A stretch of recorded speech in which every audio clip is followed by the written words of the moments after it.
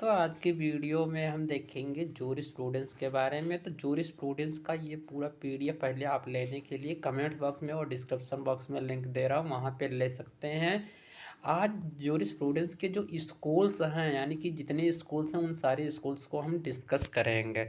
तो आज का टॉपिक क्या है? Schools of jurisprudence. सबसे पहले स्कूल्स क्या होता है जूरिस्प्रूडेंस के अंदर, ये समझते हैं।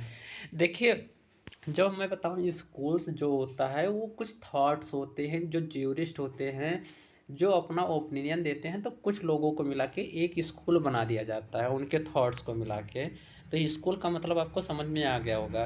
तो वही लिखा है, school are group of thoughts. मतलब स्कूल जो है एक ग्रुप है थॉट का, that are based on broadly the same fundamental promise. मतलब कोई एक प्रोमिस है जो एक बात पे सभी लोग निर्भर कर देते हैं, यानी कि एक बात पे राजी हो जाते हैं, तो वही है। यानी कि स्कूल्स अनेक थिंकर का एक थॉट होता है। As the as a theory of as a theory philosophy of law Salmond divided schools of jurisprudence into three types. मतलब तीन टाइप से डिवाइड किए हैं सामन और अब देखिए तीन चार चार टाइप्स यहाँ पे आपको देखने को मिलेगा, एनालिटिकल, सोशियोलॉजिकल और हिस्टोरिकल और फिलोसफिकल। ये चार टाइप से मुख्यतः मतलब है वो सामंत जो है वो कह रहे हैं तीन प्रकार से थी है। अभी आगे जब सामंत के बारे में पढ़ाएंगे तो बताएंगे कि कौन कौन से तीन प्रकार हैं और कौन कौन से इनके तीन स्कूल्स के जो फीचर्स हैं उनको भी डिस्कस करेंगे। तो आई होप स्कूल का मतलब आपको समझ में आ गया। आज के वीडियो में सबसे पहले हम देखते हैं एनालिटिकल स्कूल क्या होता है। नाम से ही पता चल रहा है एनालिटिकल, यानी कि एनालिसिस जिसमें की गई हो, जिसमें अपने सेंस पे कुछ बताया गया हो। Analytical school is the most powerful school of thought in jurisprudence. मतलब सबसे ज़्यादा इम्पॉर्टेंट और सबसे ज़्यादा पावरफुल माना जाता है। जो इसमें थिंकर्स हुए हैं वो अपने बातों को बहुत मतलब स्ट्रिक्टली रखे हुए हैं। The positive movement began at the beginning of the 9th century. मतलब 9th सेंचुरी से पहले जब टाइम हुआ करता था तो उसमें जो पॉजिटिव मूवमेंट में इस स्कूल को मतलब बहुत ज़्यादा क्या किया गया है।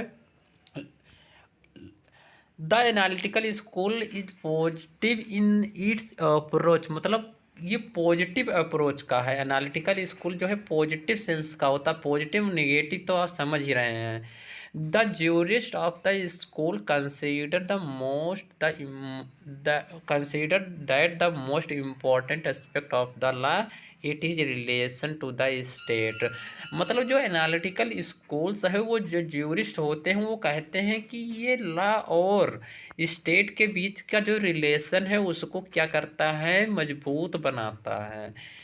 अब स्टेट क्या होता है, लॉ क्या होता है, ये भी आपको पता है कि कुछ गांव और कुछ फैमिली को मिला के एक स्टेट बनाया जाता है अकॉर्डिंग टू अरिस्टोटल के अनुसार।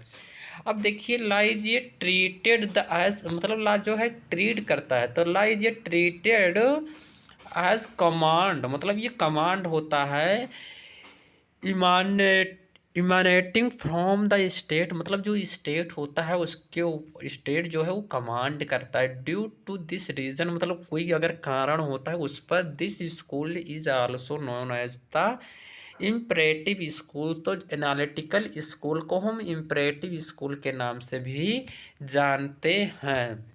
अब इसके बाद में आगे देखते हैं, तो आगे आपको देखने को मिलेगा कि जो है कौन कौन से ऐसे थिंकर्स हैं जो इसको chief exponents of the theories, मतलब इसको चीफ बताते हैं। तो ये बेंथम, आइंस्टीन और ये सारे जो थिंकर्स हैं, 7 थिंकर को अब देख लेंगे। अब देखिए एनालिटिकल स्कूल्स जो है इसको भी क्लासीफाई किया जाता है, मतलब अनेक जो थिंकर्स हैं उनके अनुसार में। अब इसमें मैं आपको सही से दिखाऊं तो सही से दिखेगा नहीं, लेकिन देखिए जर्नल स्कूल में सबसे पहले एनालिटिकल स्कूल आ जाएगा, इंग्लिश स्कूल। अब देखिए जनरल को इंग्लिश स्कूल, जो जनरल स्कूल होता है उसके हम इंग्लिश स्कूल के नाम से भी जानते हैं। और एनालिटिकल स्कूल हो जाएगा, इम्परेटिव स्कूल हो जाएगा, और आपको थियोलॉजिकल स्कूल देखने को मिलेगा। अब इसके बाद में जर्नी बेंथम जो है वो कहते यूटिलिटेरियन इंडिविजुअलिज्म के, और ये रिफॉर्म और क्या लिखा है भाई, सही से यहाँ पे भी विजुअल नहीं है। हेडोनिस्टिक स्कूल मैक्स प्लीजर, ये आप फोटो देखेंगे तो आपको मिल जाएगा। इसको नोट्स बना सकते हैं, ऐसे ग्राफ बना सकते हैं। आगे जब एक एक थिंकर के बारे में जब मैं आपको पढ़ाऊंगा तो उनके जितने स्कूल्स हैं उनको क्लियर करते चलूँगा। आइए देखते हैं फीचर्स ऑफ एनालिटिकल स्कूल। जो एनालिटिकल स्कूल है उसकी क्या क्या क्वालिटीज़ होती हैं, इस पर फोकस कीजिए। The purpose of the analytical school of jurisprudence is to analysis the first principle of law. मतलब जो एनालिटिकल स्कूल है ये फर्स्ट प्रिंसिपल ऑफ लॉ को क्या किया है, एनालिसिस किया है, उसके बारे में बताया है। The main task of the analytical school, जो मेन टास्क है, is the effective and systematic, मतलब ये इफेक्टिव लोगों को अट्रैक्ट करता है अपनी तरफ, और ये सिस्टमेटिक वे में लिखा गया है। Interpretation of the legal idea, जो सोच है, आइडिया आते हैं, जो उनकी जूरिस्ट हुई हैं उनकी ओपिनियन है, उसको एक सिस्टमेटिक ढंग से लिखा गया है। अब इसके बाद में आप देखेंगे जिस स्कूल का मोटिव होता है उसके बारे में। One motive of the analytical school is to gain an accurate, मतलब एक्यूरेट एकदम exact to intimate understanding of the fundamental working concept of legal reasoning, मतलब जो लीगल रीजनिंग है उसके बारे में अच्छे से समझा जा सके, एकदम एक्यूरेट जानकारी आपको मिले, बट व्हेन जैसे कोई चीज़ें ना हो। The analytical school takes law as the command of the sovereign, जो एनालिटिकल स्कूल है वो कहता है कि जो लॉ है वो कमांड ऑफ सोवरन है। इसके बाद में आप नीचे देखिए तो इट पुट्स एम्फेसाइज ये legislation as a source of law. तो अगर मैं जब सोर्स ऑफ लॉ की वीडियो डाला था तो उसको अगर आप देखे हैं तो उसमें मैंने बताया था कि 3 सोर्स हैं जूरिस्प्रूडेंस के जो मोस्ट इम्पोर्टेंट होते हैं। कस्टम हो जाएगा, प्रेसिडेंट हो जाएगा और लेजिस्लेशन हो जाएगा, याद रखना अगर याद नहीं है तो। अब देखिए इसके बाद में जॉन आइंस्टीन अब एनालिटिकल पॉजिटिविज्म स्कूल्स के बारे में क्या कहते हैं, तो ये कहते हैं John Einstein is the originator, मतलब ये ओरिजिन किए हैं of the analytical schools. He is the father of English jurisprudence. जैसे मैंने आपको अभी बताया था चार्ट में कि जो एनालिटिकल स्कूल है उसको हम इंग्लिश जूरिस्प्रूडेंस के नाम से भी जानते हैं। तो इंग्लिश जूरिस्प्रूडेंस का ऐसे कभी कभी वाइवा में पूछ लिया जाता है कि जो पितामह है वो किसे कहा जाता है, तो आइंस्टीन को कहा जाता है। The scientific treatment of Roman law was influenced Einstein. जो आइंस्टीन है वो क्या कर रहे हैं, रोमन लॉ को इन्फ्लुएंस्ड कर रहे हैं। फॉर दैट रीजन के साथ में he started the scientific arrangement of English law. इन्होंने सबसे पहले इंग्लिश लॉ को साइंटिफिक क्या किया था, अरेंजमेंट किया था। लाइक बेंथम को अगर देखिए तो Einstein was the opinion that law is only an aggregate of individual law, और the major thrust in Einsteinian positive law was no the separate on the separate of law from morals. मतलब जो analytical Bentham वो कह रहे हैं कि जो schools हैं उनको लॉ और मॉरल से ती अलग किया जाए, मोरालिटी और लॉ को अलग अलग करके देखा जाए। अब Salmond has criticised Einstein theory of law, मतलब जो थ्योरी ऑफ लॉ की आइंस्टीन की जो है उसको क्रिटिसाइज करते हैं कौन, सामंड। वो कहते हैं कि ये डिप्राइव करता है, लॉ को कम करता है फ्रॉम मोरालिटी से, मतलब लॉ जो है छोटा है, मोरालिटी बड़ा है, ऐसा सामंड कहते हैं। किसकी थ्योरी में, तो आइंस्टीन की जो लॉ ऑफ थ्योरी है उसमें बताते हैं।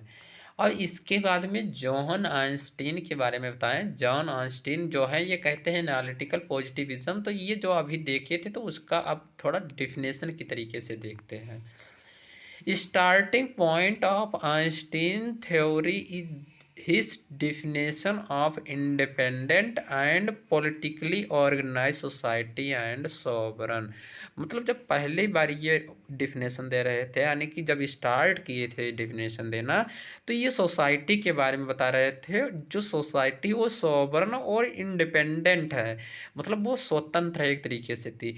ही सेड दैट, मतलब ये क्या कह रहे हैं, इफ ये डिटर्मिनेंट ऑफ ह्यूमन सुपीरियर, मतलब जो मनुष्य हैं वो सुपीरियर हैं, जो यहाँ पे सोसाइटी में लोग हैं वो सुपीरियर हैं, not in a habit of obedience to alike superior commands habitual obedience from a bulk of society such as society politically organised and independent. मतलब वही कह रहे हैं कि जो मनुष्य है वो सुप्रीम है, मनुष्य ही सब कुछ है।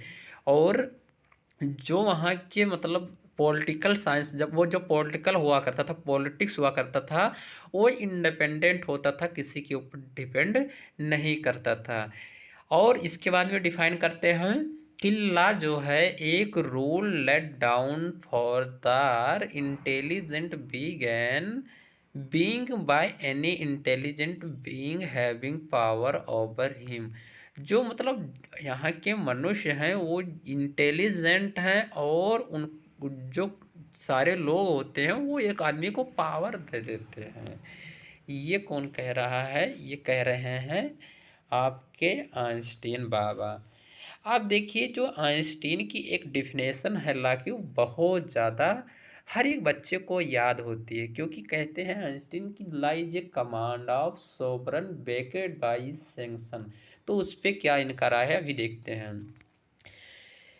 If we analyze the content of the positive law was we find the following characteristics। मतलब ये जब पॉजिटिव लॉ की बात कर रहे होते हैं, बताते हैं जो लॉ है या एनालिटिकल स्कूल है वो पॉजिटिव है। तो इनका जो पॉजिटिव कहने का रीज़न है इसको देखिए। पॉजिटिव कहने का रीज़न सबसे पहले जो है वो है लॉ ऑफ कमांड। मतलब एक जो लॉ है वो कमांड है। अब किसका कमांड है, तो जैसे आपने अभी पढ़ा कि जो मनुष्य है वो सुपीरियर है। अब क्या सुपीरियर में भी कुछ सुपीरियर होंगे, तो लॉ उनके द्वारा कमांड किया जाता है। ओनली जनरलाइज कमांड, मतलब जो सामान्य मतलब सबके ऊपर जो लागू होगा उसी लॉ को कमांड कहते हैं। प्राइवेट लॉ को, इंडिविजुअल लॉ को ये कमांड लॉ नहीं कहते हैं। Okay. Sovereign is the main source of law, मतलब जो सोबरन है। अब सोबरन का मतलब मैं हर वीडियो में बताता हूँ, इसमें भी जान लीजिए। जो वाइवा होगा तो आपसे पूछा जाएगा, इसेंशियल्स होते हैं, जैसे स्टेट की जब इसेंशियल्स पूछे जाते हैं तो उसमें पॉपुलेशन आ जाती है, टेरिटरी आ जाती है, और आपका गवर्नमेंट आ जाता है, और सॉवरन आ जाता है। तो उसमें हर एक के बारे में सबको पता होता है, सॉवरन के बारे में नहीं पता होता। सॉवरन का मतलब होता है जो इंटरनल डिसीजन लेने में कैसा है, सुप्रीम है। और जो एक्सटर्नल मतलब भारत के बाहर कोई डिसीजन लेना होता है तो उसमें इंडिपेंडेंट होता है, बट वेन जैसी कोई बातें नहीं होती हैं, और उस पर जो गवर्नमेंट होती है उस समय की, यानी कि वो सुप्रीम होती है।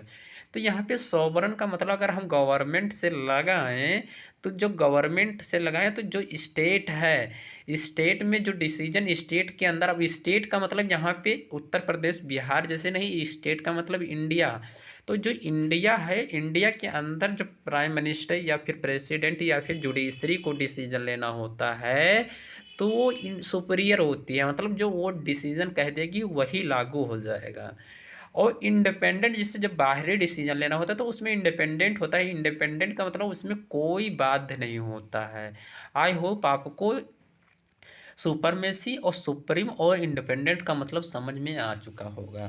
अब इसके बाद में मैं बताता हूँ there is a sanction of. और ये मतलब जो सामंड की जो पॉजिटिव ला बताते हैं, जो ला है उस सैंक्शन देती है आपको पनिशमेंट। सैंक्शन का मतलब होता है पनिशमेंट देती है टू इन्फोर्स द ला। जब ला इन्फोर्स आ जाए हो जाएगा तो कोई उसका पालन नहीं करेगा, उसका आज्ञा नहीं मानेगा, तो वो क्या करेगी, उसको सैंक्शन प्रोवाइड करेगी। There is clear cut separation of power, sorry separation of law and moral, ये मतलब जो है क्लियर कट करते हैं कि लॉ और मॉरल जो है, मोरालिटी जो है, ये अलग अलग चीज़ें हैं।